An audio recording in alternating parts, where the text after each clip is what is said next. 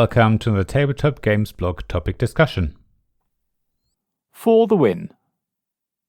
There are so-called race games, where the first player to fulfill certain winning conditions takes the victory, and the game ends immediately. These games differ from other games, where you play so many rounds and whoever has the most points at the end wins. Most race games are highly competitive, and it's every player for themselves. But in some of these types of games, the situation is a bit more complicated. In this article, I want to look at race games where positive player interaction is a thing. The article is inspired by a recent game of Oath. See my review, links in the description below. Technically speaking, Oath is a race game. The first player to start their turn while fulfilling their specific winning condition is a victor, and the game ends. There's no finishing of the round and there's no scoring.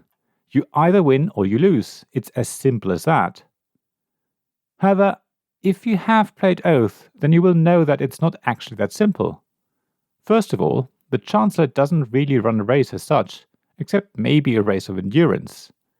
They only win if they fulfill their victory condition and roll a certain dice result after round 5 of the possible 8, or if they fulfill their victory condition at the end of round 8.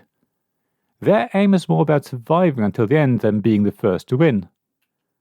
For the other players in the game, as long as they remain exiles, it's definitely a race. At some point it will be clear to all players when a certain exile will win at the beginning of their next turn. In traditional race games, there would be nothing the other players could do about that. But in Oath, this is where everyone will have to work together to stop that player from winning. There's no point working towards your own winning condition, because the game will not come back around to you to take the victory. If you don't stop that other player, then the game is over and you lose. It's really black and white, and everyone will work together and chip in, if there's anything they can do. At the same time though, this is also the moment when players will still look at what happens after the other player's victory has been thwarted. After all, if everyone is successfully working together, the game will continue, and now someone else might be in a position to win. So it will be prudent not to give someone too much help or they will win the game instead. It's an uneasy truce, where everyone will still look at how they can fulfill their victory conditions, while also working together to keep the game going. Oath goes a bit further though. When it is clear that a specific player could stop the victor from winning all by themselves, the other players are incentivized to focus purely on their own victory. Suddenly there's no working together, no sharing of resources or other teamwork. Everyone is still trying to win for themselves, forcing the player who can thwart victory and the end of the game to make a tough decision.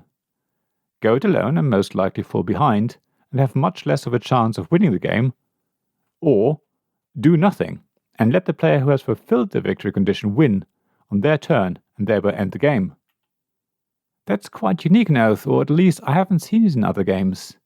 You do need to think about whether you're selfish or a team player, at least while it's necessary to keep the game going.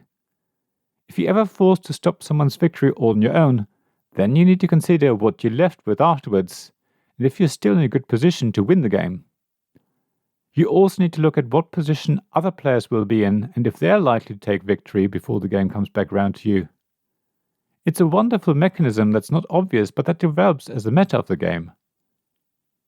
Even though it's not a race game, Rising Sun also has these uneasy alliances, where people will work together and try and help each other, while making sure they can still take the win at the end of the game, or they decide to backstab each other halfway through their lines, after which they will probably be shunned by everyone else around the table for the rest of the game. Timing is important here, of course, but it's the clearly defined mechanism of alliances in Rising Sun that makes this game so fascinating for me. Splendor is also a race game. Players are trying to get 15 points.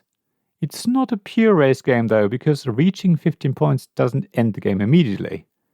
Players still finish the round and it's the player with the most points who wins. So it is possible to be the first to reach 15 points, but another player can overtake you and win the game with 16 points, for example. Splendor, when played with the Stronghold expansion, also introduced an element of player interaction, where players can decide to block a card that another player is working towards. It's never quite clear what card someone is working towards though, and often there are several options, so blocking other players isn't always effective.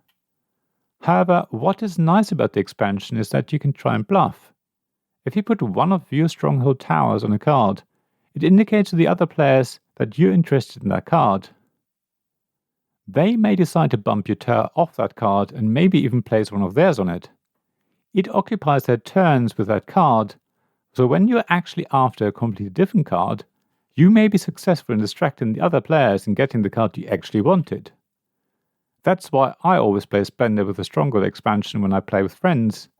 It's nowhere near as interesting a mechanism as the winning condition in Oath is, that forces players to work together, or not, but the strongholds still create an additional level of strategic thinking that I enjoy.